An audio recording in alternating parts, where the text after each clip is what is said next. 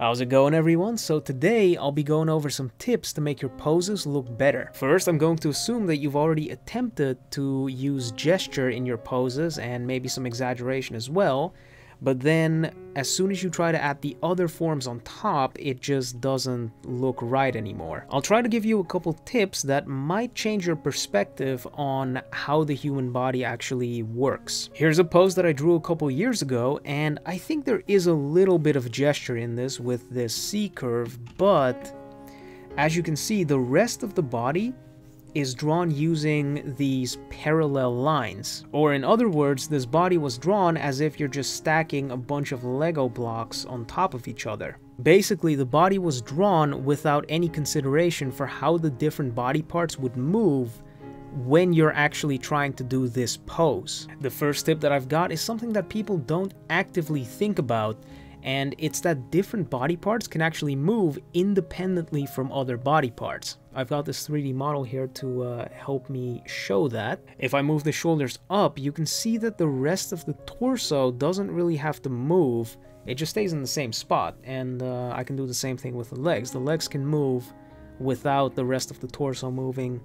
You can bend the torso to the side without the hips moving. It's not thinking about things like that makes your poses look more stiff. If you think about the torso as if it's just one giant block, then of course when you try to move it, it's going to look weird. Let's go back to the shoulders again, because I think a lot of people have problems with characters having stiff shoulders, and I might know why. If we take a look at the skeleton, the shoulder consists of 3 bones. We have the collarbone in the front here, then in the back we have the shoulder blade, and then lastly we have the upper arm bone, the humerus. The only point where the shoulder bones touch the rib cage is right there. And what people usually aren't aware of is the fact that the collarbones can actually move. So whenever you move the arm up, the collarbone will move up as well.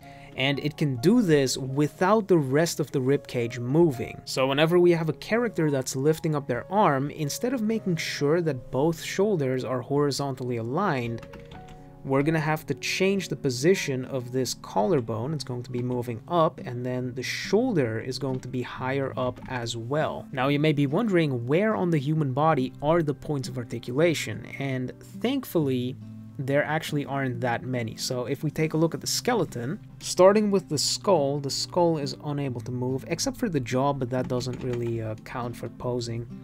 Then we have the neck, which is able to move. Then we go down to the ribcage is unable to move. Then again we go down to the spine is pretty much always able to move. Then the pelvis, unable to move. Then we have the collarbones, which as I showed are able to move independently from the ribcage. Then there's also this joint right here for the humerus, which is also able to move independently from the collarbones. Then of course the humerus itself can't move, but then we get to the elbow joint, which can move. The lower arm bones are called the radius and the ulna, and these are technically able to move over each other, but that doesn't really matter for posing, so they can't move. Then the hand is able to move. And then the legs are actually the same thing as the arms, with the exception of collarbones. So you have the joint of the femur, then you've got the knees, the feet, and then the actual bones themselves can't move. So when you're drawing the body, stay mindful of which parts consist of solid bone and are thus unable to move. I would suggest drawing those parts first, because it makes it easier to align them to perspective. And then think about what the joints are going to be doing to make sure that the body parts actually move in the ways that you want them to move. Now to fix this, let's first take a look at the joints that are active in this pose. We have the spine up there and the spine down there. Then we have the 2 collarbones and probably the leg joints right there as well. But before we fix this, there's one more thing I quickly want to talk about, and that's joint movement of the spine in particular. So here's an image of the spine, and it's divided into 3 sections. Up here we have the cervical section, which consists of 7 vertebrae. Then we have the thoracic section, which is 12, and then the lumbar, which is 5 vertebrae. This may seem obvious, but when these vertebrae are bending, they're going to appear to be getting shorter vertically. So in neutral position, that's how tall they are, but then when they're bending forward, this is how tall they are. So if you lower the head, for example, this means that the head and rib cage are actually going to be getting closer to each other, and the same thing applies to the rib cage and pelvis. If you were to bend the rib cage forward, it means that the rib cage and pelvis are now going to get closer to each other. The reason why I say that is because sometimes people make the mistake of, instead of bending the spine, they just move the head down like this, and then the neck is going to appear extra long.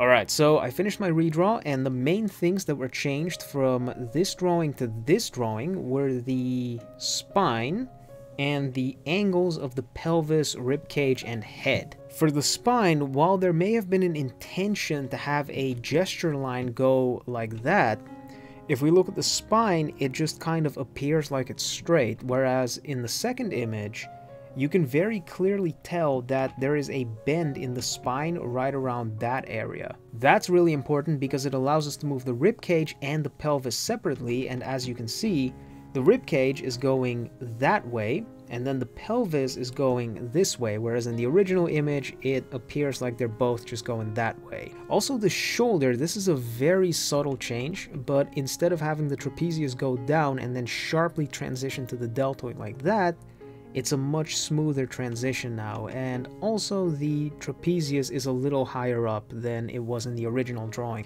So in conclusion, if you want to make your poses convey more motion, think about which parts of the body are actually able to move and which ones aren't. If you enjoyed the video, be sure to like, comment, subscribe, and I guess I'll catch you all later.